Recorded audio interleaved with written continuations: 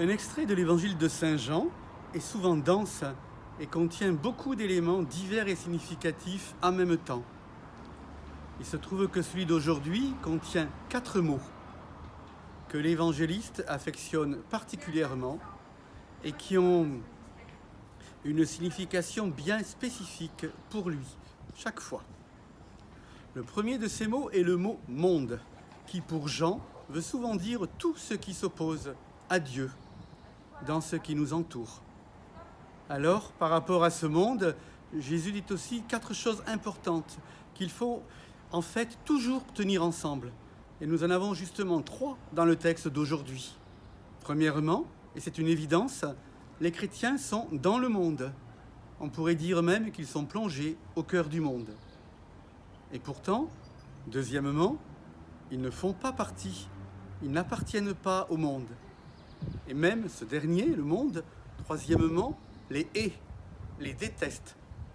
Ce qui est bien compréhensible, puisque s'ils suivent Jésus, cela les amène souvent à ne pas pouvoir accepter les valeurs d'un monde hostile à Dieu.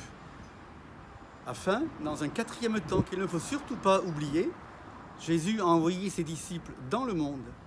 Les chrétiens n'ont donc pas à avoir peur du monde, ni à vouloir le fuir, puisqu'ils doivent être au cœur même de ce monde, des disciples missionnaires de l'amour infini de Dieu pour tous les hommes et toutes les femmes vivant dans le monde.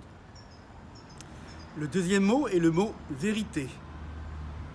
Pour Saint Jean, la vérité n'est pas une idéologie, ni une simple croyance, mais une personne avec un grand P.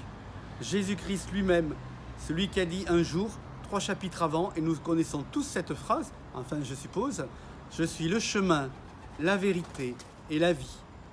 Mais Saint Jean aussi invite l'homme à faire la vérité. En fait, pour lui, la vérité est toujours liée à la fois à la fidélité et à la liberté. Souvenons-nous de ce que l'on entend dire à Jésus au chapitre 8 de l'Évangile. « Si vous demeurez fidèles à ma parole, vous êtes vraiment mes disciples, alors vous connaîtrez la vérité, et la vérité vous rendra libre. » Troisième mot, l'unité. Cette unité est d'abord, comme le dit l'extrait d'aujourd'hui, celle des 3 personnes de la Trinité. Unité alors dans la diversité. C'est ce que nous avons à manifester, d'abord en nous-mêmes comme des êtres toujours plus unifiés, c'est-à-dire rejetant la duplicité et l'hypocrisie, et aussi avec les autres, à commencer dans nos relations très proches, dans notre couple, notre famille, notre milieu professionnel, et aujourd'hui aussi au sein d'une chrétienté qui n'a cessé malheureusement de se diviser depuis l'Antiquité. Et cet aspect-là sera davantage vu dans l'évangile de demain. 4e et dernier mot, la joie. Jean en parle souvent et il nous dit qu'il s'agit d'abord de la joie du Christ lui-même. Alors pour nous-mêmes, il ne peut s'agir d'une joie éphémère ou superficielle, d'un simple sentiment humain que l'on pourrait éprouver, placé devant telle circonstance heureuse. Non, il s'agit d'une joie profonde, intérieure, même quand les événements de notre vie sembleraient ne pas s'y prêter.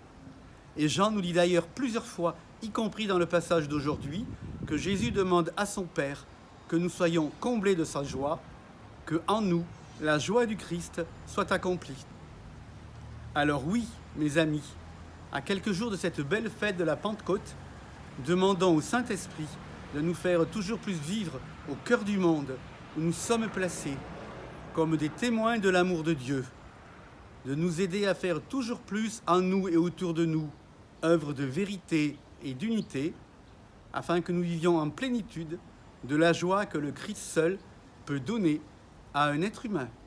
Et bonne fin de journée à chacune et chacun de vous.